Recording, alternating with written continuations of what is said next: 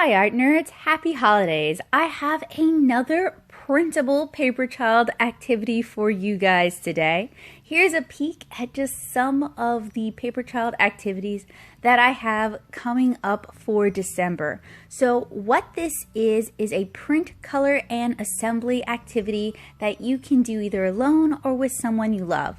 So last time I showed you how to color our candy cane thief.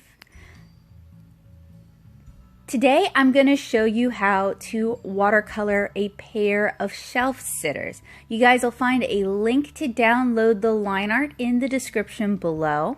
So if you are new to the world of paper children are small 2D illustrations that you cut out, and with a little bit of engineering magic you can turn them into almost 3D characters. Here are some paper children of Kara that I created this past summer to help promote the 7-inch Kara Volume 2 Kickstarter. Speaking of, if you enjoy my art and if you think Kara is cute, if you'd like to get to know her better, you can purchase Volume 1 or pre-order Volume 2 from my shop. The link will be in the description down below, and we'll talk a bit more about Kara in a little bit. So this is the illustration we're going to be watercoloring today. This is the black and white line art, and in part 2 of this tutorial, which will be coming up soon, I'll show you guys how to assemble these so they can sit on your shelf. So the first step is to take our line art. My line art was penciled and inked on Canson XL watercolor paper, and I inked it with a Pigma FB brush pen. So if you want to create your own paper children, if you're inspired by this tutorial and you want to make your own, it depends on what material you're working with. I would recommend you work on a heavier paper, like a watercolor paper or cardstock, and I would recommend that you work with a pen that's going to be water and alcohol safe. So that's why I'm using the Sakura Pigma FB. So since I'm going to be painting this, I am attaching it to a strong, sturdy support board or some chipboard that I scavenged from the back of a sketchbook, and I'm attaching it with blue painter's tape. Now, like I said in the Candy Cane Thief video, you can color your paper children with whatever you enjoy using. I'm going to be using the Core Mini palette today. This is a 12 color palette that I'm very familiar with. It is actually very economical in that it lasts a long time because I've used this palette for like 2 or 3 years now, and it's still around. It's still got paint in it and I haven't had to refill it. So this is one of my favorite watercolor palettes, and you guys have heard me talk about it in the 2018 watercolor gift guide. I'll link that down below. It's still one of my favorite gift guides, and I think I've got some really great watercolor suggestions, particularly for people who are new to watercolor. So I'm applying a little bit of very light ultramarine blue to the areas that are going to be white in this watercolor illustration. So the fur on their caps as well as the whites of their eyes.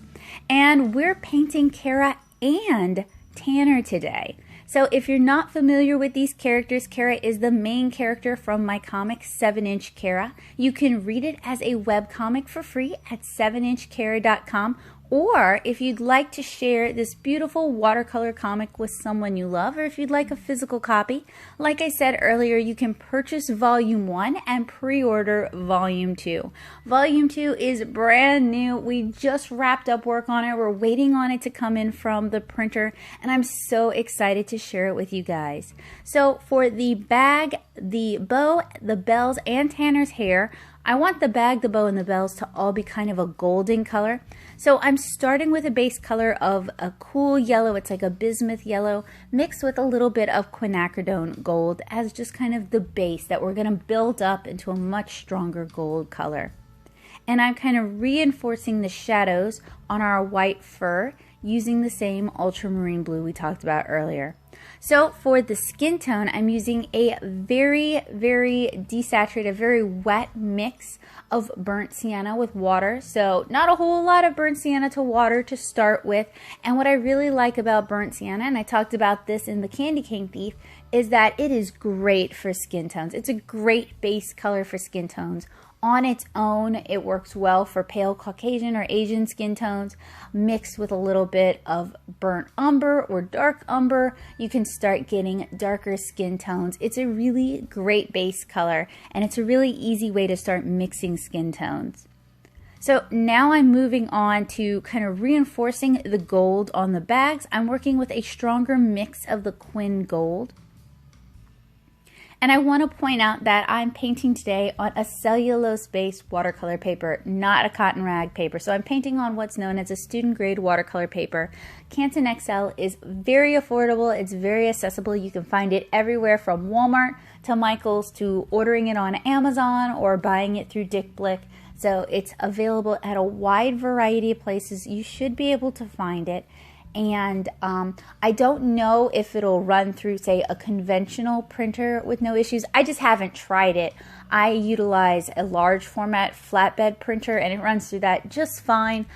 If you have a printer that doesn't have too many twists and turns, it may be able to run this paper.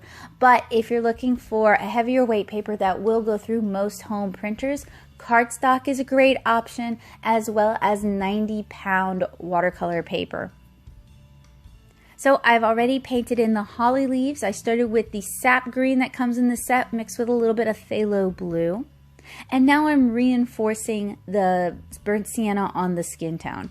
So I would recommend, if you're painting along or if you're coloring along, that you feel free to twist and turn your illustration so you can get the best angle possible.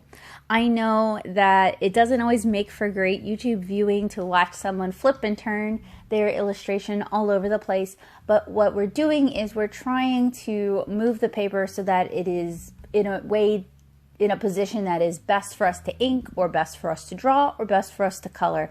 That our wrists are supported, that we're not hovering over things, that we're not reaching over things and maybe dragging ink or paint, that we're not getting our hand in wet ink or paint, and that we're doing what is most comfortable for our wrist. Because you only get 2 wrists, and if you blow one out, well, I hope you've been practicing with the other.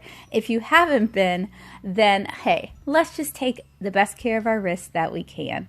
So these two are kind of inspired by the elf on the shelf, and mostly just because that is such a ubiquitous Christmas thing right now. It's kind of very pop culture, Christmas, collective subconscious. So I figured it would be cute to have a couple of Lilliputians, a couple of tiny people hiding in plain sight, pretending to be elves sitting on the shelves. And they've got a couple presents to exchange with you guys. So in part 2 of this tutorial, I'm going to show you guys how to cut these out and how to assemble them so they can actually sit on your shelf or sit with your stockings and add a little bit of fun Christmas cheer to this year's Christmas decor. This is a great activity to do with younger kids. They can do the coloring and you can cut it out for them, or you could use your Cricut to cut it out if you so happen to have one, or you could choose just to do this yourself because you enjoy coloring and you happen to like my art. So I applied that same sap green mixed with a little bit of phthalo blue to Kara's collar and her skirt, as well as Tanner's hat, shirt, and I guess it's the bottom half of his tunic.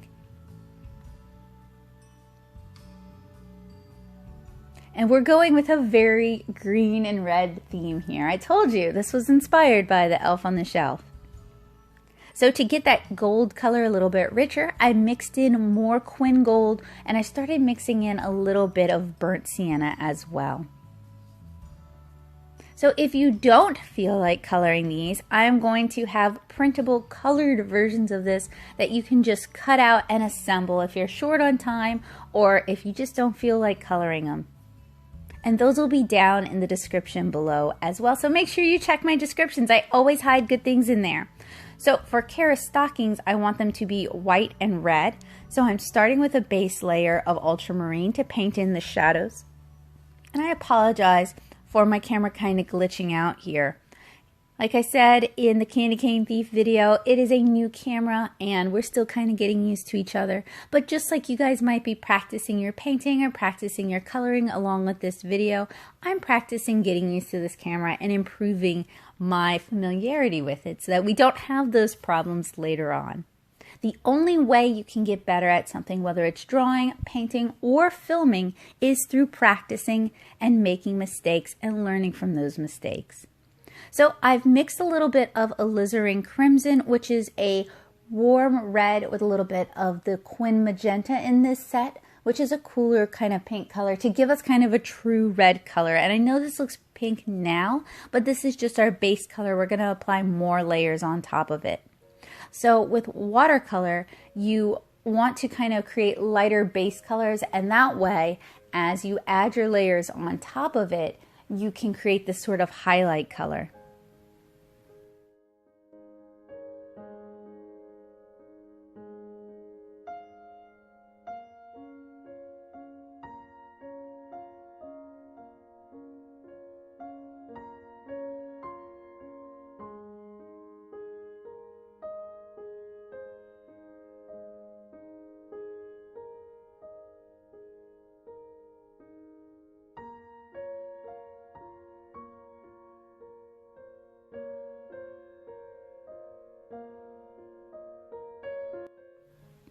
So now I'm using that same alizarin crimson, just not mixed with the quin magenta, to paint the blush on the cheeks and on the fingertips, underneath the neck.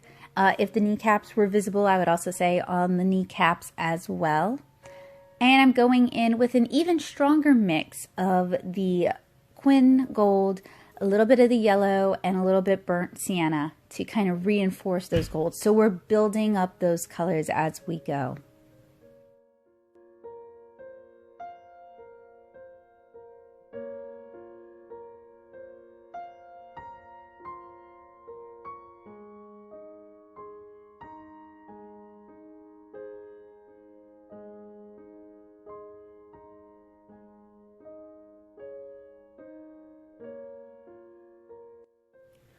So at this point, I have most of the local color or the base colors established. Now it's just time to work on building up those colors, building up those shades. I've left coloring Kara's hair in for last because it's one of the darkest things in this illustration. She has reddish brown hair, and I have found that waiting until the end helps prevent, too much bleeding, too much color migration, and it's just a holdover from when I was painting 7-inch Kara comic pages.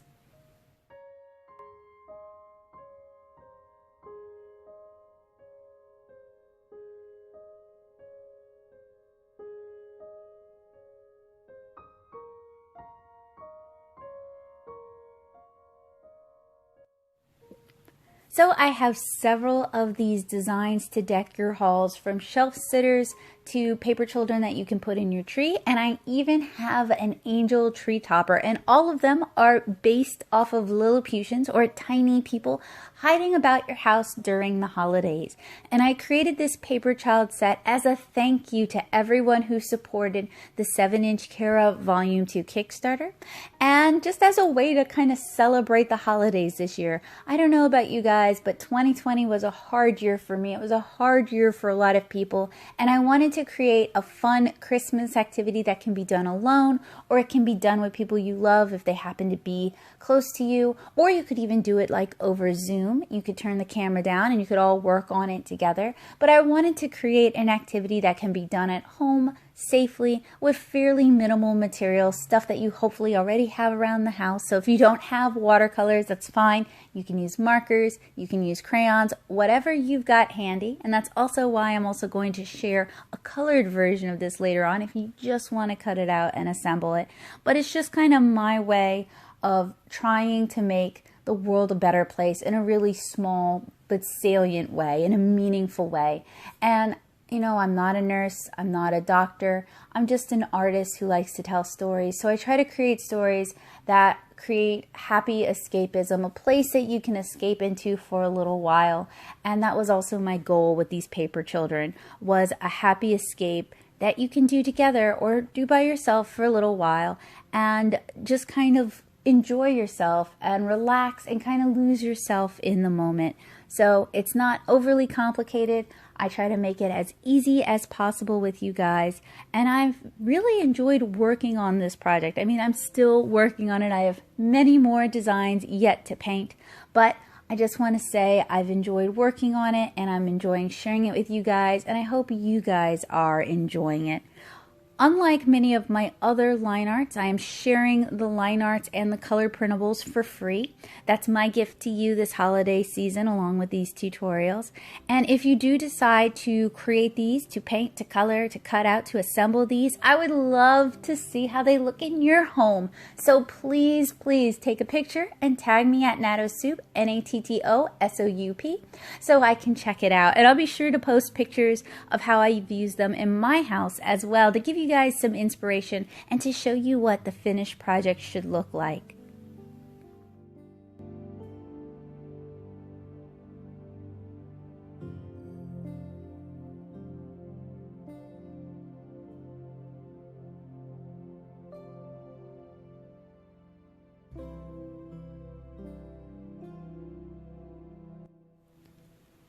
So at this point, I'm working with a pretty thick mix of alizarin crimson and magenta. The more magenta you add, the cooler it's going to be. You can also add in a little bit of purple if you want to paint in some shadows. And one of the reasons I really like working with a 12 color palette like this is many 12 color palettes are kind of standardized. They're going to have similar colors. They're going to have a cool yellow, a warm yellow, a cool red, a warm red, etc. So we can kind of talk about color in a very general way by referring to the cool yellow and the warm yellow, or to the purple included in the set. And while not all sets include the same colors, again, these are also just kind of basic painting colors, so they may also be colors that you have around the house.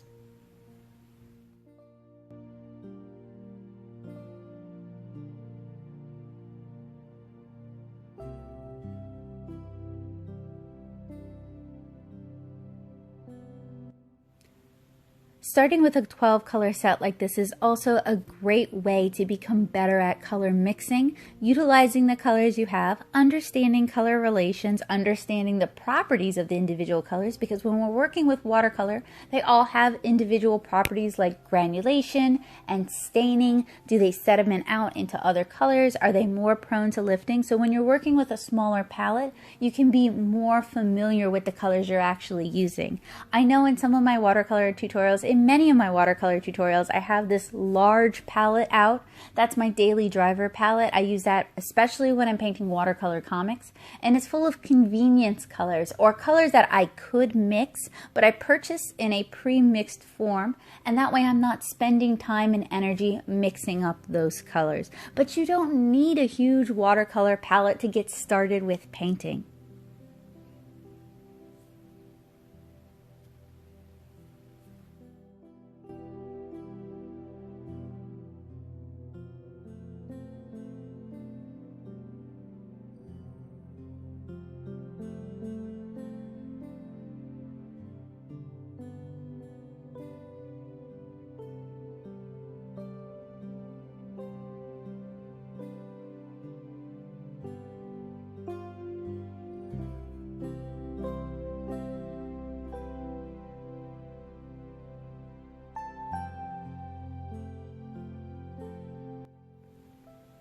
So for Tanner's boots, I wanted a reddish brown. So I mixed in a little bit of burnt, or a lot really, of burnt sienna with our red mix once we finish painting all our red areas.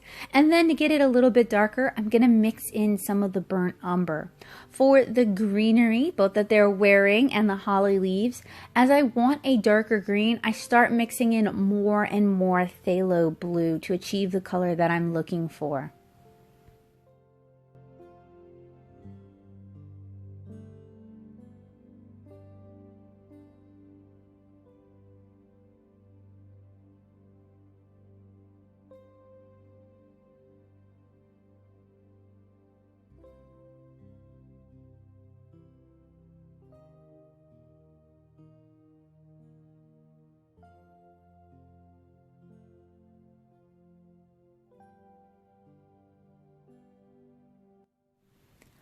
So for Kara's hair, I'm using the ever versatile burnt sienna, and I've applied a fairly loose mix. It's a little bit darker than what I used for her skin tone, but still very light compared to her actual hair color, as the start for her hair, leaving areas of white that represent the light reflecting off of her hair.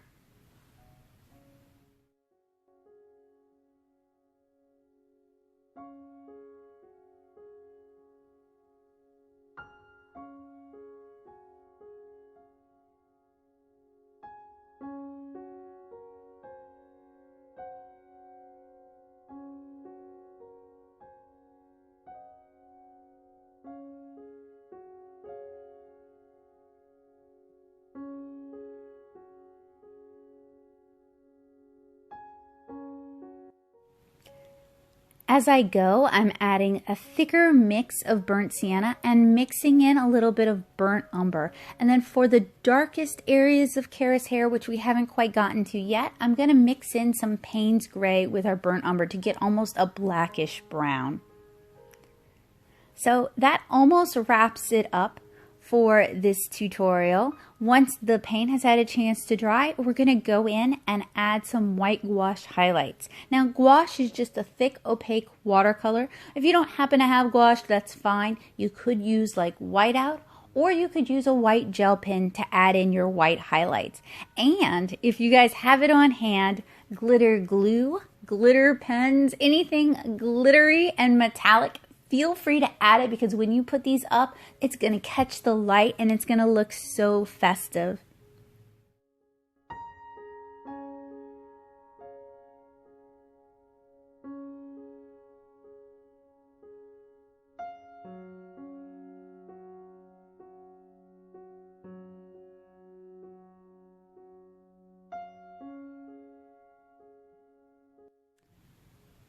So that's our base watercolor illustration completed. Next up, we're going to add in some white gouache highlights. Now, when you're working with gouache, you want to mix in enough water that it has the consistency of, say, heavy cream.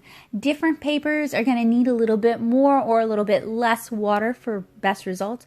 I find that on a mild-mannered cellulose watercolor paper like the Canson XL, I don't really need a whole lot of water. And at this point, I'm basically just mixing up the gouache I need in the cap of the gouache itself. For me, that creates less waste. But as you're getting used to this product, I would recommend squeezing a little bit into your daisy palette that you guys saw earlier in the video, adding in a little bit of water and working from there. So I will have a scan of this colored line art available for you guys to print and assemble in the future. I hope you guys will keep an eye out for that. And I hope you guys will keep an eye out for part 2 of this tutorial, where I show you guys how to cut these out and assemble them and display them in your home. I really enjoyed sharing this tutorial with you guys, and I really enjoyed painting this illustration. I hope you guys enjoyed hanging out with me today. And whether or not you print and color these yourselves, or you design your own paper children, I hope you guys have a happy and safe holiday season. If you're looking for more Paperchild inspiration, or if you're looking to get some ideas for where we're going with this, I'll link some of my other Paperchild tutorials, the ones where I painted and assembled them, down in the description below, as well as a link to the Candy Cane Thief watercolor illustration tutorial.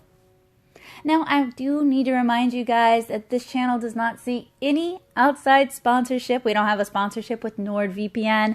We don't have a sponsorship with Skillshare or Audible. This can only be made possible with the support of my fantastic patrons on Patreon.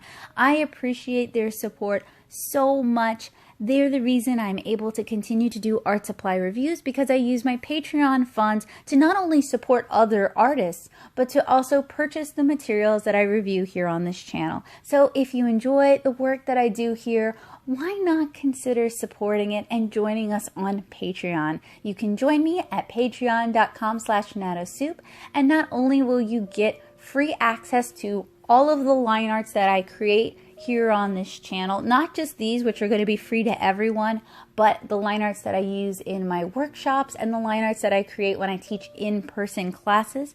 But you'll also gain early access to my videos, whether they're reviews or they're tutorials.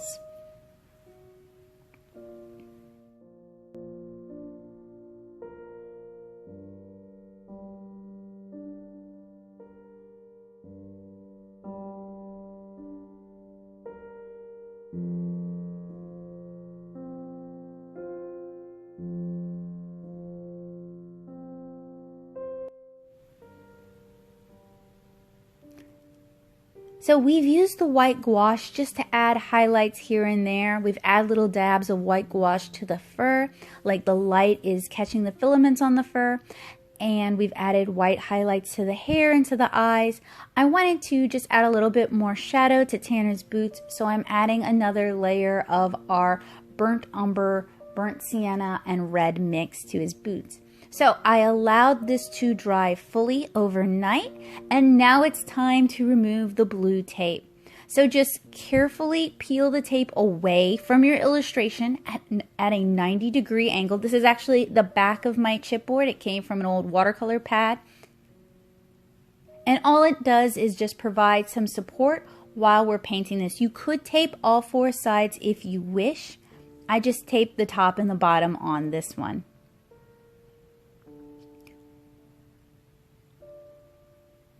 So here is our finished watercolor illustration of the shelf sitters. I'm going to go scan this so that you guys have a printable colored version as well.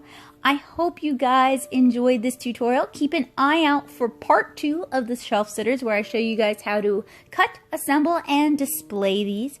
If you enjoyed this video, please consider sharing it with a friend. And I hope you guys have a wonderful day and happy holidays.